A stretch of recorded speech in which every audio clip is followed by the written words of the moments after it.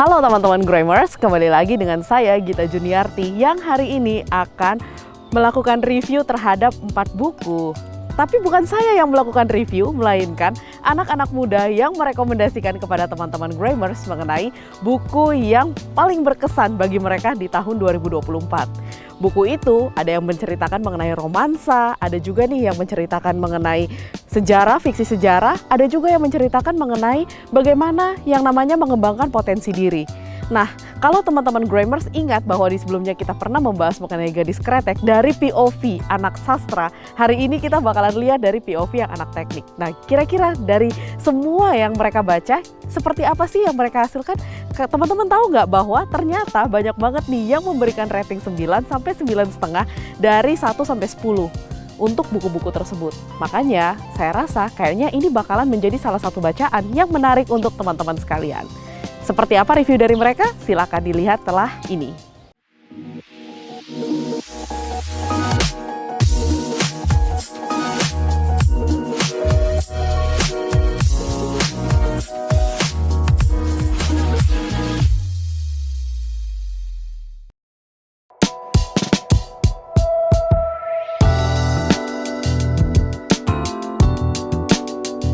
Halo, saya Siti Sahara Ismail. Saya lagi membaca buku Semua Untuk Hindia karya Iksaka Banu, terbitan dari penerbit KPG. Jumlah halamannya kira-kira ada 150-an halaman, dan saya membaca buku ini di aplikasi Pusnas, yang tentunya aplikasi perpustakaan digital yang gratis dan legal. Buku ini merupakan kumpulan 13 cerita yang berlatar masa kolonial yang diceritakan dari sudut pandang Nederlander itu sendiri. Salah satu ceritanya itu ada seorang wartawan Belanda yang menyaksikan sendiri perang puputan yang terjadi di Kerajaan Badung tahun 1906, sampai kemudian dia itu realize kalau dia itu mempertanyakan apakah kehadiran mereka di sini atas nama pembawa peradaban modern itu benar-benar diperlukan. Kemudian dia merasa kalau ya mereka sebagai kaum Nederlander ini sudah lama terkena penyakit gila kebesaran, dan sudah lama mereka nggak menghormati kedaulatan orang lain. Yang dimana ini adalah karena yang notabene-nya ini bukan merupakan tanah mereka, begitu. Saya Mekang Raub membaca buku tentang The Principles of Power. Nah, ini bukunya penulisnya yaitu Dion Yulianto, halamannya itu 194. Nah, penerbitnya itu pada tahun 2023. Jadi buku ini isinya itu tentang bagaimana cara kita mengembangkan diri. Jadi di sini ada 33 materi dan 33 tokoh di berbagai zaman yang menceritakan masa-masa yang telah mereka lewati. Contohnya saya membaca tentang yang paling saya rekomendasi itu di sini saya membacanya itu tentang temukan teman sejati. Nah, jadi di sini menceritakan bagaimana cara kita menemukan teman sejati dan bagaimana kita bisa berteman dengan teman itu. Jadi buku yang saya baca ini Rewrite My Heart dengan penulis Esther Payung dengan halaman 317.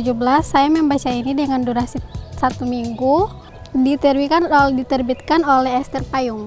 Jadi buku ini bercerita tentang persahabatan Kiana dan Sagara, di mana persahabatan mereka itu tidak semulus itu karena Kiana yang tidak pandai di bidang akademis selalu diolok-olokkan karena tidak pantas bersahabat dengan Sagara yang super jenius dan murid yang paling pintar di sekolah. Kemudian terlebih lagi karena ada Zahra Audi, adik kelas dari Sagara sekaligus murid seakselerasi kebanggaan sekolah yang jatuh cinta pada Sagara.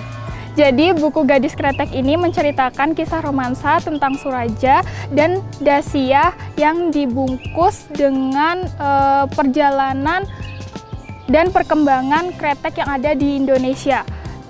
Di situ juga pembaca akan diajak untuk mengenal bagaimana perkembangan kretek setelah masa penjajahan yang ada di Indonesia hingga sampai saat ini.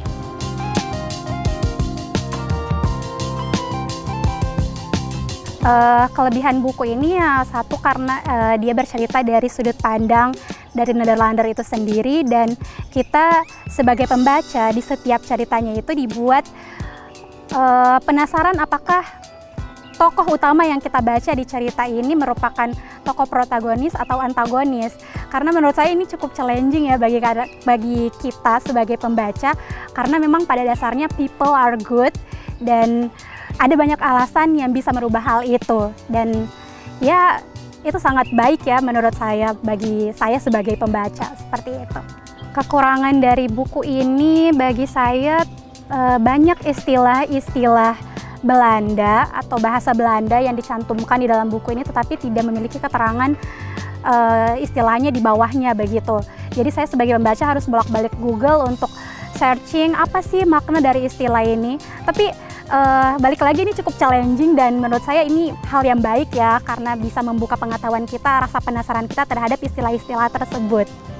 Buku ini pertama kali saya baca dan saya habiskan, keunggulannya itu tentang yang tadi saya bilang, bagaimana kita dapat mengembangkan diri dengan membaca motivasi-motivasi oleh para tokoh yang ada di buku ini. Kekurangannya itu ada beberapa filosofi yang saya kurang mengerti terkait dengan pembahasan di setiap materi ini. Jadi kelebihan dari buku ini karena persahabatan mereka yang sangat unik dengan berbagai macam masalah yang ada, dan mereka bisa melewati masalah-masalah itu dengan baik. Kekurangan dari buku ini tidak ada karena cerita ini sangat unik tentang persahabatan dan percintaan yang tidak mulus, tapi mereka bisa dengan sangat baik menjalankan semua dan akhirnya mereka bisa berada di titik jenjang yang paling atas, yaitu pernikahan. Kekurangan dari buku ini tidak ada karena cerita ini sangat unik tentang persahabatan dan percintaan yang tidak mulus, tapi mereka bisa dengan sangat baik menjalankan semua dan akhirnya mereka bisa berada di titik jenjang yang paling atas, yaitu pernikahan. Menurut saya kekurangan dari buku ini adalah karena alurnya atau kisahnya berlatarkan Jawa, jadi hanya mungkin bisa dimengerti oleh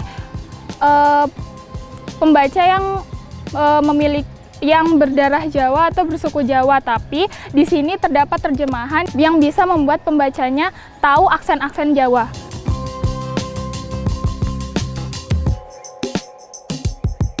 Saya sangat merekomendasikan buku ini kepada anak muda, teman-teman saya, apalagi karena buku ini sekali lagi bercerita mengenai fiksi sejarah pada masa kolonial yang mereka menggunakan POV dari Nederlander itu sendiri. Jadi ya saya cukup merekomendasikan inilah untuk teman-teman karena memang banyak penulis yang membahas mengenai sejarah-sejarah pada masa penjajahan begitu.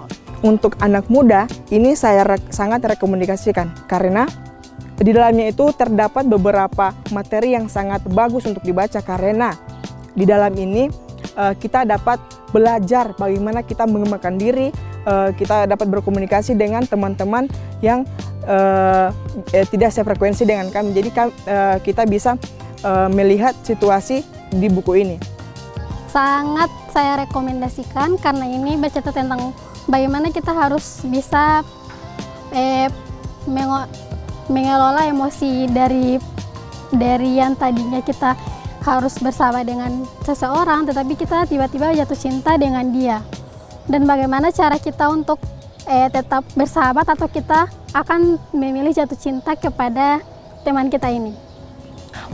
Menurut saya buku ini saya rekomendasikan kepada anak-anak muda karena kenapa? Di sini terkhususnya perempuan terdapat perjalanan Dasyah di mana dia melawan adat istiadat Jawa yang mengatakan bahwa perempuan hanya bisa masak, cuci, dan tidur atau dapur, sumur, kasur, tapi Dasyah menentang itu dengan dia berkecimpung di dunia kretek di usaha milik ayahnya untuk dia membuka statement bahwa perempuan juga bisa.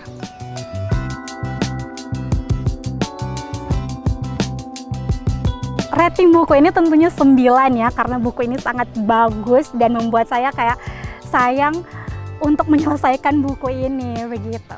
Skala 1 sampai 10 saya berikan 9,5/10 karena buku ini terdapat beberapa motivasi-motivasi yang bisa kita ikuti, yang bisa kita pelajari dan kita ambil makna dalam buku ini? Dari 1 sampai 10 ratingnya 9 karena sangat bagus. Jadi untuk rating 1 sampai 10 saya memberikan rating 9, yang dimana karena buku ini sangat cocok apalagi dibaca oleh kaum wanita, yang dimana tidak hanya kisah romansa yang dibumbui oleh perkembangan kretek yang ada di Indonesia, tapi juga membuka statement bahwa wanita itu bisa sejajar dengan laki-laki. Gimana teman-teman hasil review dari kawan-kawan kita semua? Jadi setelah mereka berempat membahas buku tersebut, kira-kira gimana nih? Apakah teman-teman berminat untuk membaca fiksi sejarah, membaca buku yang membahas mengenai romansa, mengenai persahabatan, dan juga mengenai mengembangkan potensi diri? Nah, kira-kira untuk minggu depan, teman-teman bakalan pingin bahas buku apa lagi nih? Apakah buku tentang romansa lagi, buku tentang fiksi sejarah, buku tentang potensi diri, atau ada nih yang lainnya yang kira-kira bakalan teman-teman kasih saran? Silakan ditinggalkan di kolom komentar untuk kritik dan sarannya, serta untuk rekomendasi. Kira-kira minggu depan kita bakalan bahas apa lagi? Terima kasih teman-teman Grammers yang sudah melihat konten ini. Salam literasi.